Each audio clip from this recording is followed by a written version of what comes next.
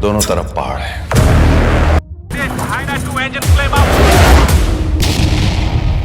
Pakistani army ने हमारी Kargil Dras sector की सारी पोस्ट पर कब्जा कर लिया है।